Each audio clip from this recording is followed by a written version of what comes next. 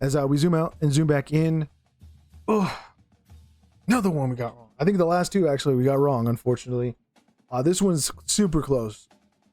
Great defensive performance. Question going into this one is, can the Longhorns run game happen in the shoe? Can they run the ball? They did for a bit. It wasn't the same kind of outing that they had in the Cotton Bowl. They didn't get over 60 yards. They had 166 on the ground, and that was kind of like their only effective attack.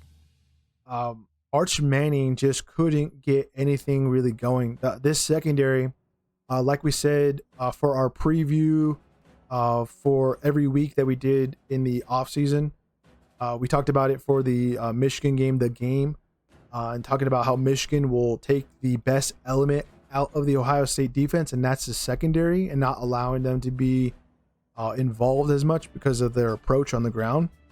Well, the approach of the Texas Longhorns, they want to get some clever plays, some play action, misdirection. They just were not able to get ahead in this whatsoever.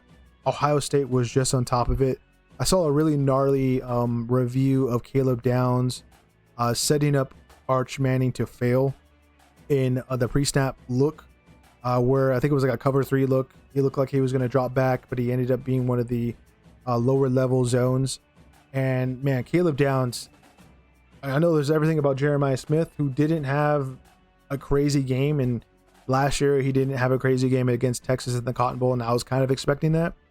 But Caleb Downs is just he might be like one of those rare occurrence where he might be like a guy that comes off the board next, not in this upcoming draft season, but the year he's eligible.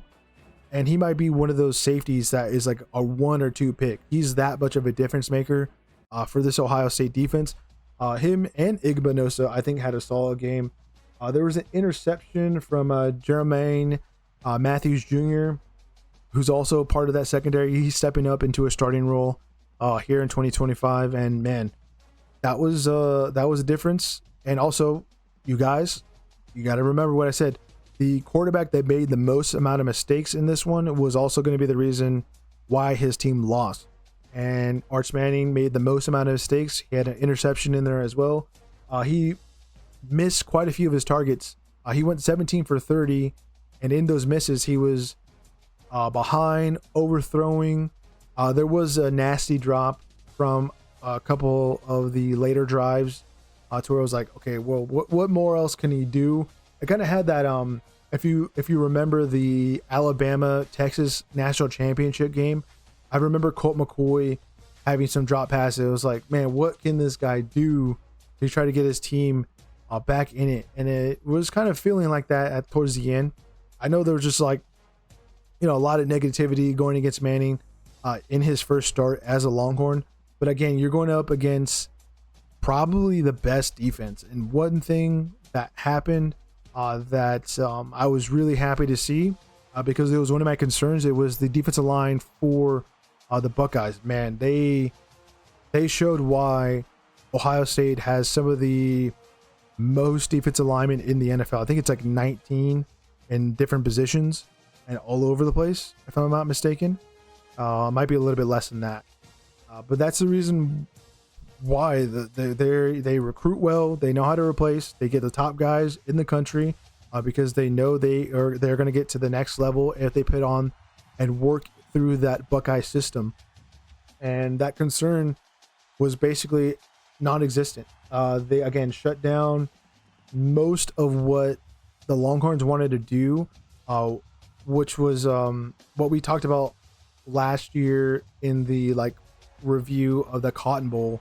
Was like Texas is one of the best teams at getting out wide using their speed. I still think they're fast. They're just not fast enough to get around the Ohio State edge.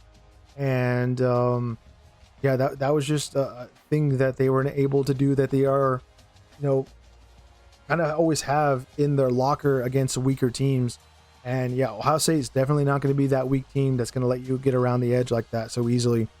And then it was also debuts for the offensive line for Texas. I thought Neto Umeo Zulu was going to start at left guard.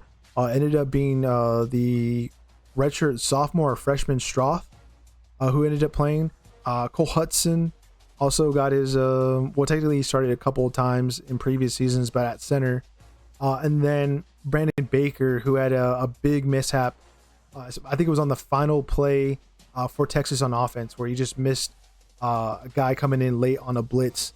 I guess it's a lot. It's a lot when you think about it. Your first starting game, it's in the shoe. The crowd, the pressure, especially the scenario is 14-7. Texas has to go down the field, try to tie the game up, and you're having problems with this defensive line throughout the 4 quarters, and you're looking too much in from the pressure rather than looking out. Is where that defender came in, push Arch Manning out wide, and then he throws the ball too short, and that was basically the game. That was just it is what it is. It was going to be a close affair, 2.5 points. We thought Texas, like the last time they had a home series, they would be getting the job done in the shoe. I was 9 point difference is what I thought it was going to be. Ended up being 7 points the other way for the Buckeyes, who also, the offense didn't look so good. They also have an influx of newer guys that are stepping up. Carson Hisman, who played a lot last year for injuries, but now he gets to starting center this upcoming season. He started a lot, like basically when Seth McLaughlin went down. I think it was before the Oregon game or after it.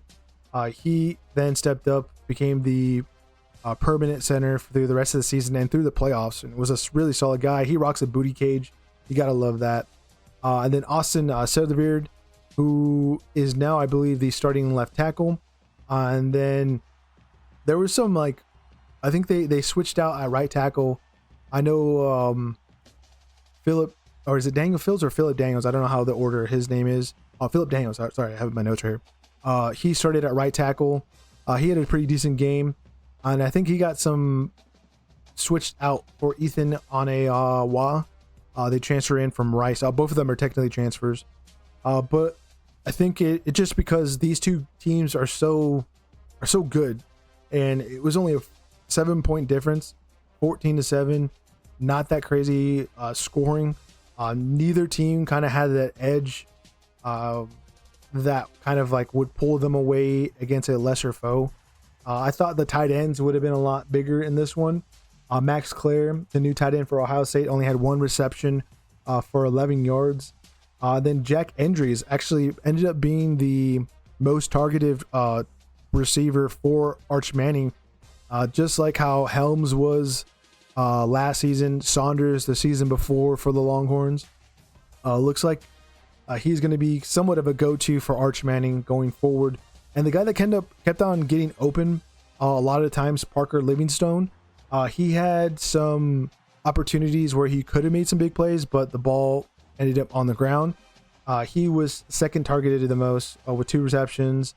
Oh no, technically CJ Baxter, but he had less yardage. But he has some more opportunities where he could have gotten a little bit more. Maybe isn't the difference. And then on top of that, if I'm not mistaken, DeAndre Moore Jr. was at 100% for this one. So there were some unfortunately missing elements that we'll see later on down the line for the Texas Longhorns. McCutcheon, who's a true freshman, he got a reception for only 2 yards. And then Ryan Wingo, 2 receptions for 35. So that has been it for the Texas Ohio State review. Again, the defense coming in clutch, especially the secondary, just super solid. I wonder how many turnovers they're going to have this season and just be an absolute just menace for opposing offenses. They play Grambling State this upcoming weekend, also in the shoe. That's going to be an absolute slaughter.